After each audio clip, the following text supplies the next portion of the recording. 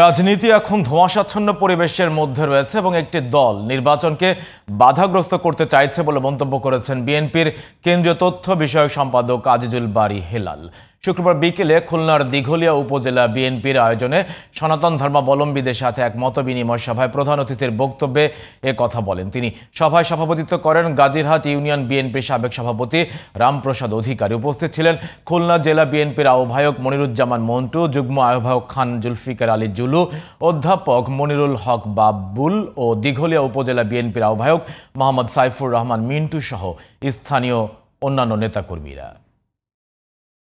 রাজনীতি এখন একটা ধোঁয়াশাচ্ছন্ন পরিবেশ তৈরি হয়েছে যে আগামীতে নির্বাচনটা হবে কি হবে না। আমরা সবাই জানি আগামীতে নির্বাচনটা হবে, তাই না? কিন্তু দেখবেন একটি দল তারা চিন্তা করছে নির্বাচনে যদি জয়লাভ যদি না করতে পারি তাহলে এখন যে সরকার আছে এই সরকারে ওই রাজনৈতিক দলটার প্রভাব কিন্তু অনেক বেশি। আপনারা বুঝতে পারছেন আমি কাদের কথা বলছি, যে সরকারের প্রশাসনে বিভিন্নভাবে একটি রাজনৈতিক দল জামাতে ইসলামী বাংলাদেশ, তাদের কিন্তু প্রভাব অনেক বেশি, আমাদের থেকে আমি দেখলাম প্রভাব বেশি।